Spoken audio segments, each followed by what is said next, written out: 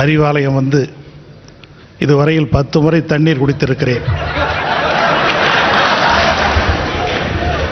முத்து கடல் பதித்து 3 நெறி வளர்த்து கற்றுக்கலை மிகுந்த தாயகமே, கத்துங்கடல் மீது கலங்களில் விளையாடும் காவலன் தென்பாண்டி மண்டலமே, நதியில் விளையாடி தென்னன் மடியில் தவிழ்ந்த தமிழ்த்தாயின் தலைமகன், கூத்தன் இருந்தான், குரலரசன் அங்கிருந்தான், வார்த்தை தமிழுக்கு வழங்கிய தமிழ்வேந்தன் கம்பன் இருந்தான், வயதான தமிழ் பாட்டி அவை இருந்தால், அரசியடு சுய்தனமாய் புலிச்சோட நாடடைந்த புகழேந்தி அங்கிருந்தான், நக்கீரன் நன்னாகன் நப்பசலை நப்பூதன் ஓக்கூர் மாசாத்தி ஒன்சாத்தான் சிலம்படுத்த தக்கோன், காவலர்கள் மூவருமே காத்து நின்ற வாளுக்கு காவலனான் நம்பி பாட்டெடுத்த அவன் தம்பி. எத்தனை பேர் அத்தனை பேரும் மொத்தமாய் திருந்து யாப்பிலா பாடலேனும் யார் தரும் கவிதை ஏனும் மாப்பலா போல் மடியில் வாங்கி காப்பலா தமிழர் நெஞ்சில் காலமெல்லாம் வீற்றிருக்கும் மூப்பிலா தமிழ் முத்தமிழர் அண்ணன் கலைஞர் அவர்களுக்கு அண்ணா விருது. சொன்னாலும் வாய்மணக்கும், தொட்டாலும் கைமணக்கும், நட்டாலும் தமிழ் பெயராய் நடுகின்ற மிக்கானை மறையாய் விளங்கும் விளக்கு என்னுள் புக்கானை புகழ் சேர் பொலிகின்ற பொன்மலையை தக்கானை கடிகை தடங்குன்றில் மிசையிருந்த அக்காரக்கடியாய் திகழ்கிற அண்ணா விருது அவர்களுக்கு தந்திருக்கிறார்கள். அப்பொழுக்கற்ற ஒப்பற்ற தலைவர், மறைந்த மாமேதை, நம்ம எல்லாம் வாழ வைத்த தெய்வம் பேரறிஞர் அண்ணா அவர்களின் ஆணையை பேணி கடமை கண்ணியம் கட்டுப்பாடு எனும் கவிதைகளை பாடி அடக்கம் பொறுமை உறுதியினும் அணிகளை சூடி கல் தோன்றி முன் தோன்ற காலத்தை முன் தோன்றிய மூத்த குடியாம் தமிழ்த்தாய் தலைமகனுக்கு இன்று அண்ணா விருது தந்திருக்கிறார்கள். இந்த விருது வழங்குவதற்கு வானம் வானவில்லுக்கு வளைகாப்பு நடத்துகிற ஒரு வசந்த காலத்தில் இந்த விழாவை கலைஞர் டிவி நடத்திக் கொண்டது. தேரோடும் கனவுகளை தெருவோடு விட்டு போராட வந்த தலைவன் அல்லவா. அண்ணாவை போல எழுத முயற்சித்தவர்கள் உண்டு, அண்ணாவை போல பேச முயற்சித்தவர்கள் உண்டு. நம்முடைய தலைவர் மட்டும்தான் அண்ணா வழியில் பேசினார், அண்ணா வழியில் எழுதினார். அதற்காகத்தான் அண்ணா விருது. தலைவர் ஒரு சர்க்கரை பொங்கல், எங்க தொட்டாலும் இனிக்கும், சொல்ல சொல்ல இனிக்கின்ற தலைவன், பேச்சாற்றலே என்று என்னுடைய தலைப்பு. நான் இதை பற்றி யாரிடத்தில் கேட்க வேண்டும் என யோசித்தேன். இந்துக்களுக்கு பகவத்கீதை, முஸ்லிம்களுக்கு குர்ஆன், கிறிஸ்தவர்களுக்கு பைபிள். அப்ப நமக்கு தமிழனுக்கு என்னடான்னு பார்த்தா திருவள்ளுவர் தான். ஆகவே ஐயன் திருவள்ளுவர் இடத்தை போனேன். திருவள்ளுவர் ஆயாசமா உட்கார்ந்திருந்தார். என்ன ஆயாசமா உட்கார்ந்து இருக்கீங்களேன்னு கேட்டேன். என்னுடைய தலைவன் கலைஞர் அவர்கள் எனக்கு 130 அடி உயரத்திலே சிலையை வைத்தார், வள்ளுவர் கோட்டம் அமைத்தார், குரலோவையும் தந்திருக்கிறான், எனக்கு இதை விட எனக்கு என்ன வேணும், மகிழ்ச்சியிலே இருக்கிறேன்னு சொன்னார்.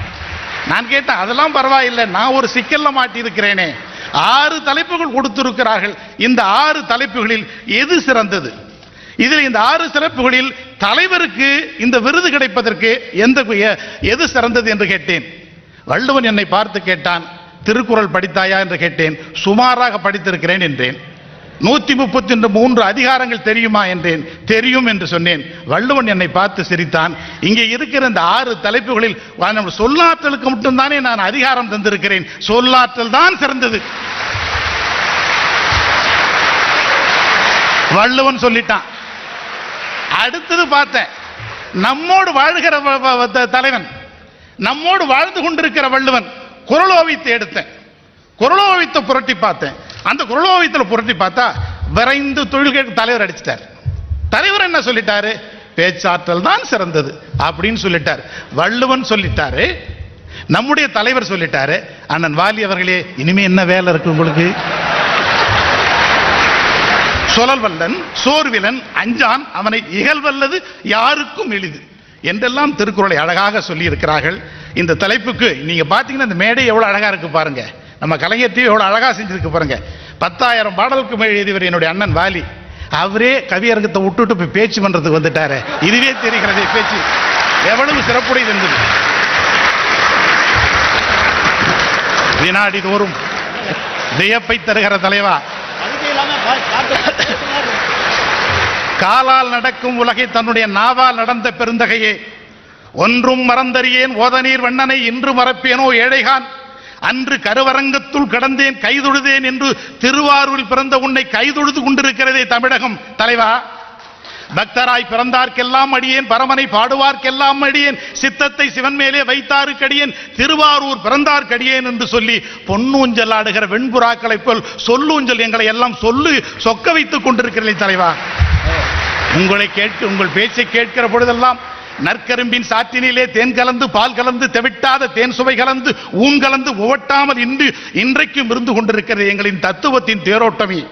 ஒரு சாதனை பூவின் சரித்திர வசந்தமே, வாழ்க்கையை சிலிர்க்க வைக்கும் வசந்தத்தின் ஊடாவே. உன்னுடைய பேச்சு தன்னுடைய தோல் மீது தூக்கித்தானே எங்க தளபதி வந்து லண்டனுக்கு போயிட்டு வந்தாரு. லண்டன் எதுக்கு போனார்? உங்கள் பேச்சு தானே.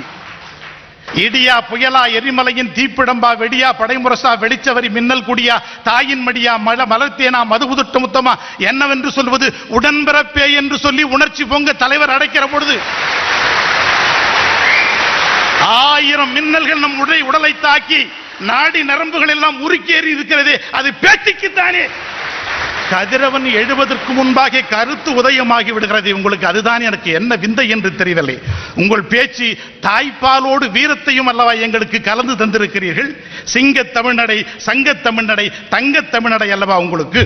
தலைவா, உன்னை பார்க்க சொக்கி போகிறேனே, அதற்குத்தான் எல்லா இடங்களிலும் சொல்லுது. உன்னை மனிதனாக பார்க்கவில்லை, உன்னை கடவுளாகத்தான் நான் பார்த்துக் கொண்டிருக்கிறேன். எங்கள் நெஞ்சிலே நிறைந்திருக்கிற நிறைய நாள் நேசனே, தென்பொல தமிழின் தெம்மாங்கு அறிஞனே, மயங்க வைக்கிற மந்திர தமிழால் ஆன்மாவை அந்திவானத்தில் ஆட வைக்கிறது அல்லவா உங்கள் அழகு தமிழ்.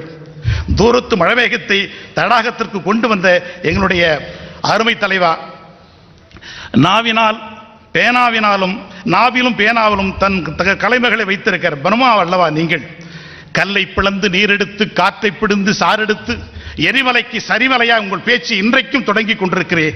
காலான்களை வெட்டுவதற்கு கோடரியை கொண்டு வருகிற கோமாளிகள் நாங்கள் நெருப்பு பெட்டிக்குள்ளே கால் நெட்டிக்கு கிடக்கிற கந்தகத்தூள்கள் என்பல்லவா இன்றைக்கும் நீங்கள் எங்களுக்கு உணைத்துக் கொண்டிருக்கிறீர்கள். நினையவாலும் கனவாலும் இணையாலும் தமிழ் மகனே, திணைமாவை விட இணைக்கும் அல்லவா உன்னுடைய தேமாவும் புலிமாவும் எங்களுக்கு. உங்களுடைய பேச்சு என்பது மொழிகாப்பு இனமீட்பு, இது ரெண்டு மட்டும் தானே. இது முதல் நாள் பேச்சு, அது அடுத்த நாள் எழுத்தாக வருகிறது. இதுதான் உன் பேச்சை தமிழுக்கு கிழக்கை வெளுக்க செய்தது, கீழ்வானத்தை சிவக்க செய்தது, தமிழனுக்கு விடியலை உண்டாக்கி தந்ததும் நீங்கள் தானே. ஜூன் 3ஆம் தேதி பிறந்த நாள். இந்த பிறந்த நாள் முடிந்த உடனே திருவாரூருக்கு போவார். 5ஆம் தேதிக்கு திருவாரூர்ல போய் இறங்குறார். இறங்கின உடனே அங்க நிருபர்கள் எல்லாம் கேட்கிறாங்க, என்ன செய்தி இன்னைக்கு, என்னங்க நிகழ்ச்சின்னு கேட்கிறார். தலைவர் அடிக்கிறார். உடனே சிந்திக்காதே அடிக்கிறார். அவர் சொல்றார், காலையிலே அன்னை, மதியம் மண்ணை, இரவு சென்னைன்னு அடிக்கிறார். முன்னமே துயின்றருடைய முழுவையோததியோ பண்டகாதிப பாயலோ பச்சை ஆலையோ சொன்ன 4 வகை துயிலோ எய்ததற்கு என்னமா சபதம் செய்ததோ தெரியவில்லை. இந்த தமிழ்நாடு உன்னை நாங்கள் பெற்றதற்கு தங்கத்தை காலாலை தள்ளிவிட்டு தவட்டமிட்டு உதட்டிலே வைத்துக் கொள்ளுகிற மாடப்புறாவை போலல்லவா கோடிக்கணக்கான தொண்டர்களை உங்கள் நெஞ்சிலே வைத்திருக்கிறீர்கள். டெல்லிக்கு தலைவர் அவர்கள் வந்திருந்தார்கள். ஒரு பத்திரிகை நிறுவனம் என்ன வந்து பார்த்து கேட்டான், தலைவருடைய குடும்ப படம் எடுக்கணும் அப்படின்னு கேட்டான். நான் சொன்ன குடும்ப படம் எடுக்கணுமா, உன்னால் எடுக்க முடியாதுப்பான்னு சொன்னேன். இல்லை சார், நான் பெரிய கேமரா வச்சிருக்கிறேன், அதில் எடுக்கலான்னு. எவ்வளோ பேர் பாடினா? 100 பேர் 200 பேர் என் கேமரா எடுக்குன்னு சொன்னேன். கஷ்டம் பாடினேன். பிறகு அந்த நிருபர் கேட்டான் என்கிட்ட, 100 பேர் 500 பேர் கூட எடுக்கும் என் கேமரா, அதை விட ஒரு பெரிய கேமரா லேட்டஸ்ட் வாங்கி வச்சிருக்கிறேன்னு சொன்னேன். சூப்பர் ஸ்டார் எடுக்கிற படம் மாதிரின்னு வச்சுங்களேன். அப்போ உடனே 500 பேர் எடுக்கிற படமான்னு கேட்டேன். அப்பொழுது கூட சொன்னேன் முடியாது என்று சொன்னேன். அவன் திரும்பி கேட்டான், அப்ப எப்படிப்பட்ட கேமரா வேணும்னு கேட்டேன். 6 கோடி தமிழர்கள் அவருக்கு சொந்தக்காரன், அதை எடுக்கிறது உன்கிட்ட கேமரா தான் சொல்றான். அண்ணா மறைந்து விடுகிறார்கள், பேசுறார். சௌமியன் மறைந்து விட்டான், சாதாரணமானவன் வந்திருக்கிறேன். இது என்ன விஷயம்னா அது நமக்கு ஒன்றும் புரியாது. சௌமியம்னா அண்ணா பிறந்த வருஷம், தலைவர் பிறந்து சாதாரண வருஷம். எப்படி அடிக்கிறார் பாருங்க. உலகத்தில் இதை எப்படி யார் சொல்ல முடியும்? கலைவுகள் ஆசிரியர் கீவாஜா அவர்கள் சொன்னார்கள், அண்ணா மறைந்த போது கடமை கண்ணியம் கட்டுப்பாடு என்பதை மட்டும் விட்டு செல்லவில்லை, 4வது கலைஞர் என்பவரை விட்டு சென்றார் என்று சொன்னவர். உங்கள் பேச்சே ஒரு ஆயுத கிடங்குதான். இன்று கூட எதிரிகள் வந்தால் நாங்கள் எடுத்து வருவது உங்களது ஈட்டி வரிகளைத்தானே தலைவா. வார்த்தைகளுக்கு வகுடெடுத்து தலைவன் நீ ஒருவன் தான். திரும்பி பார்க்கிறேன், திகைத்து போர்க்கிறேன். இவர் பேசுகிற பேச்செல்லாம் பார்த்தீங்கன்னா நீங்க வந்து கிட்டத்தட்ட ஒரு வருஷத்துக்கு இந்த பட்டிமன்றம் போட்டு நம்ம பேசணும்.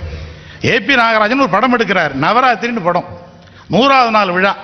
அதில் போய் தலைவர் பேசுறார். நாகராஜன், ஏபி நாகராஜன் படம் எடுத்திருக்கிறார், நல்ல படம் எடுத்திருக்கிறார். காரணம் அவர் பெயர் நாகராஜன், நல்ல படம் எடுத்திருக்கிறார். கவியரசர் கண்ணதாசன் வெளிநாட்டுக்கு போறார். தலைவர் வந்து பார்த்துட்டு, அண்ணா நான் வெளிநாட்டுக்கு போயிட்டு வரேன், என்ன வாங்கி வர வேண்டும் என்று கண்ணதாசன் கேட்கிறார். தலைவர் அழகா சொல்றாரு, நல்ல பேரை வாங்கினவடா அப்படின்ற.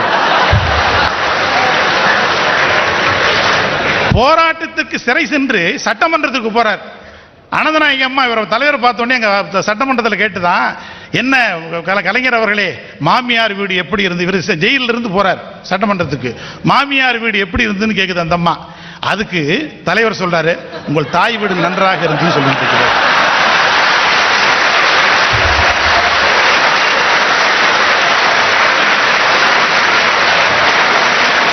தியாகநாயகர்கள்ல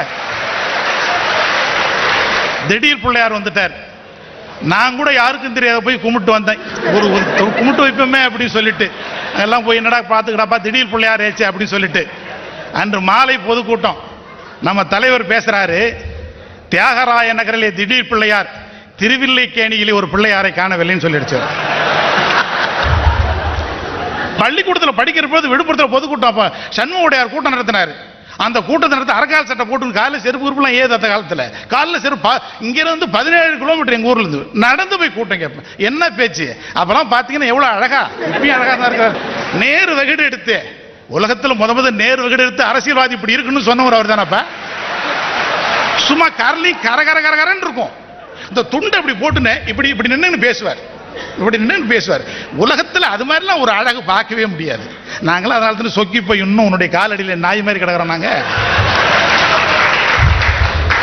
சுந்தரி சௌந்தரி நிரந்தரி துரந்தரி சோதியாய் நின்ற உமையே சுக்கரவாரத்தில் உன்னை கண்டு தரிசித்தவள் துன்பத்தை நீக்கி வைப்பாய், அந்தரி துரந்தரி அநாதரை சிகனியை அழகான காஞ்சியில் புகழாக வாழ்ந்திடும் அன்னை பராசக்தி நீயேன்னு நினைச்சு சாமி கூட்டணும். நாங்கள்லாம் பராசக்தி படைத்தது, பராசக்தி தான் எங்களை எல்லாம் படைத்தா நாங்களாம் சாமி கூட்டணும். நீ தான் பராசக்தியை படைச்சு க்ளோஸ் பண்ணிட்டு படத்துல பாருங்க. ரொம்ப மகிழ்ச்சி, நிறைய செய்திகள். அதுல முத பிச்சைக்காரன் பாட்டு பாடிக்கின்னு வசனம் கேட்டுக்கின்னு பிச்சை எடுக்கலாம்னு சொன்னவரே முத அந்த படத்துல தான்.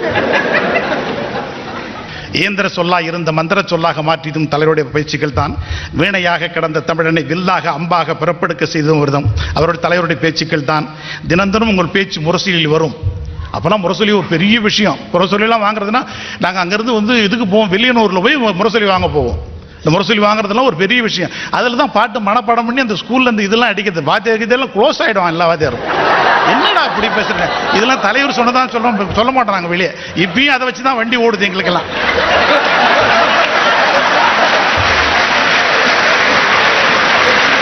நண்பர்களே, ஒரு செய்தியை சொல்றேன். சட்டமன்ற தேர்தல், அந்த சட்டமன்ற தேர்தல் தலைவரோட சுற்றுப்பயணத்தில் போறோம். பூந்தமல்லி தாண்டி போகுது வண்டி. வண்டியில் நானும் அண்ணன் துறைமுகம்லாம் உட்காந்துருக்குறோம். அப்போ என்ன பண்ணிவிட்டார் தலைவர், அதுக்கு முன்னாடி நாள் ஒரு கவிதை ஒன்று எழுதியிருந்தேன். மண்ணெல்லாம் வீரம் துள்ளும் மாதர் கண்ணெல்லாம் கற்பு சொல்லும் விண்ணிலே ஏறுகின்ற கொடியோ பகையை வெல்லும்னு எழுதி நான் எழுதுன மாதிரி பேரை போட்டு முடிச்சுட்டேன். தலைவர் வண்டியில் வந்தார். யோ ஜெகத்தை இங்கே வான்னார். என்னென்ன அப்படின்னா, நேற்று நல்லா இருந்தியா கவிதை என்னார். நான் பரவாயில்ல, இவருக்கு தெரியல எங்க ரைட்டு பரவாயில்ல, அவனா ரொம்ப நல்லா இருந்ததுன்னார். அந்த கவிதையை சொல்லுன்னார். மண்ணெல்லாம் வீரம் துள்ளும் மாதர் கண்ணெல்லாம் கற்பு சொல்லும் விண்ணிலே ஏறுகின்ற கொடி நிழலோ பகையை வெல்லும் சொன்ன. அது தப்பியா, விண்ணிலே ஏறுகின்ற கொடி நிழலே பகையை வெல்லும் எழுதுறியா அப்படின்னார். காப்பி அடிக்கிற போது ஜாக்கிரதை அடிக்கூடாது அண்ணான்னு காலை பிடிச்சு. தலைவா, சங்கினால் பால் கொடுத்தால் சந்தனவாய் நோகுமுன்னு தமிழக மக்கள் உனக்கு நுங்கினால் பால் கொடுத்து கொண்டிருக்கிறார்களே தலைவா. அணுக்கள் தோறும் அன்பே ஊறுகிற கணுக்கள் இல்லா கரும்புரி தமிழுக்கு அள்ளி தந்து கொண்டிருக்கிறாய். உண்ணுவதை விட பசித்தோர்க்கு ஊட்டவே உன் கரம் தினமும் நீண்டு கொண்டிருக்கிறது. எங்களின் மங்கள நிலவாய் மாந்தளிர் கனவாய் எங்கள் மனை தேடி வந்திருக்கிற சாணங்கே அருமை தலைவா. சூரியனில் நெருப்படுத்து சூழ்ச்சிகளை முறியடித்துக் கொண்டிருக்கிறாய். எரிமலையில் நெருப்படுத்து ஏழைகளுக்கு உணவளித்துக் கொண்டிருக்கிறாயே தலைவா. உன்னை எப்படி சொல்லுவது? நரம்பிலே நாணை கட்டி நம்பிக்கை முரசு கொட்டி வடகோடி தென்கோடி வாழ்கிற பல கோடி தமிழர்களில் தங்க சிம்மாசனம் போட்டு அமர்ந்திருக்கிற தலைவா. எப்படி சொல்றது? இப்படி பேச்சு தானே 1967 பொது தேர்தல் திருப்பி போட்டுச்சு. தலைவர் ஊர்புறா போய் பேசினார். அதுல ஒரே ஒரு பேச்சு, நம்ம ஏழை நெசவாளி தண்டலம் கிராமத்தில் இருக்கிற புண்ணியகோடின்னு ஒருத்தர் 6 குழந்தைகள், அந்த 6 குழந்தைகளும் வறுமையின் காரணமாக கிணத்துல தூக்கி போட்டு சாவடிச்சிடறாங்க. அந்த தாயும் தந்தையும் அந்த 2 பேர் செத்து, கிட்டத்தட்ட 8 பேர் செத்து போறாங்க. இந்த நிகழ்ச்சியை தமிழகம் முழுதும் படம் பிடித்து காட்டினார்கள் தலைவர்கள். ஊர் எழுதுது, உலகம் எழுதுது. ராமன் காட்டுக்கு போக சொல்லுவாங்கன்னா யார் யார் அழுதார்கள் கம்பன் சொல்லிக்கினே வருவான். மாடத்திலே அமர்ந்திருந்த பூனையும் அழுதுது அப்படின்னு சொல்லி கம்பன் சொல்லுவான். அப்படி தலைவர் அவர்கள் அதை சொல்லி காட்டுவார்கள். கண்களிலே நீர் ததும்ப சொன்னார்கள். பொது தேர்தலை திருப்பி போட்டதே உங்கள் பேச்சு. நம்முடைய சிங்கத்தமிழன் சின்னசாமி, இந்த சின்னசாமி சாவை பற்றி பேசுவார். ஐயோ, அவனுடைய கால் எரிகிறது, கை எரிகிறது, தலைமுடி உதிரம் எதிர்கிறது.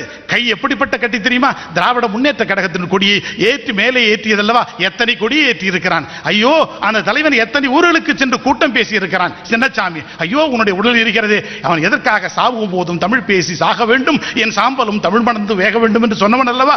செந்தமிழே நருந்தேனே சிந்தை முழுதும் உனக்களித்தேனே, நீ நைந்தால் நைந்து போம் எம்வாழ்வு, நன்னிலம் உனக்கெனில் எனக்கும் தானே என்று சொல்லி இந்த தாய் தமிழுக்காக உயர்நித்தானே என்று சொல்லி தலைவர். இந்த ரெண்டு பேச்சு தான் தமிழ்நாட்டிலே எலெக்ஷனை திருப்பி போட்டு 67 மாபெரும் வெற்றியை ஈட்டி தந்து உங்கள் பேச்சு தானே. மதுரையிலே நடைபெற்ற யாதவ கல்லூரி, இந்த யாதவ கல்லூரி விழாவில் தலைவர் பேசுறார். அவங்க ஏதோ தப்பி தவறி யாதவர் ஏதோ ஒன்று சொல்லி விட்டாங்க. நானும் யாதவன் தான் இவர் ஆரம்பிச்சாரியா. என்ன அடிக்கிறாரு? அண்ணா வழி நடப்பதால் சூதுவாது அறியாதவன், நண்பர்களுக்கும் வஞ்சகர்களுக்கும் வேறுபாடு தெரியாதவன், கஜானாவில் நிதி இல்லாததால் உதவ முடியாதவன் சொல்லி முடிக்கிறார்.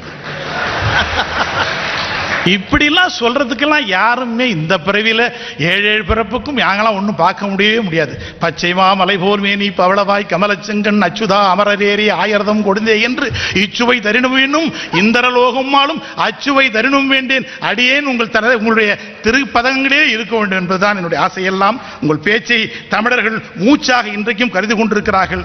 நடையில் நின்றுயர் நாங்களாக நின்று கொண்டிருக்கிறீர்கள். உங்களை எப்படியெல்லாம் இந்த பேச்சு மாற்றி இருக்கிறது. இளைஞர்களுடைய நரம்பு நாதங்களை தொட்டு பார்த்தது உங்கள் பேச்சு தானே. மற்றவைகள் எல்லாம் கிராமத்தை போய் சேரவில்லை. கிராமத்தில் நடவு நட்டு கொண்டிருக்கிறார்களே, அவர்கள் பேசினார்களே, அவர்களை எடுக்க வைத்தீர்களே, அவர்களை உங்களுடைய இதயத்திலே தூக்கி வைத்துக் கொண்டீர்களே உங்கள் பேச்சு. அந்த பேச்சு தானே திராவிட முன்னேற்ற கழகத்தை இன்று இந்தியாவிலே இல்ல உலகத்திலே அத்தனை பேர் இருக்கிறவன் திரும்பி பார்த்து கொண்டிருக்கிறானே. 86 வயதிலேயும் இந்த தலைவன் இப்படி ஓயாமல் உடைத்துக் கொண்டிருக்கிறான் என்று சொல்லி உலகத்திலே இருக்கிறவன் அத்தனை பேரும் பாராட்டுகிறான் என்று சொன்னாலே அது உங்கள் பேச்சு தானே தலைவா. நெய்வேலியிலே ராமகிருஷ்ணன் திருமணம், அந்த திருமணத்திற்கு அவர் செல்லுகிறார்கள். அந்த திருமணத்துக்கு சொன்ன அன்னைக்கு செவ்வாய்க்கிழமையில வச்சுட்டான் அவன் பாவம்.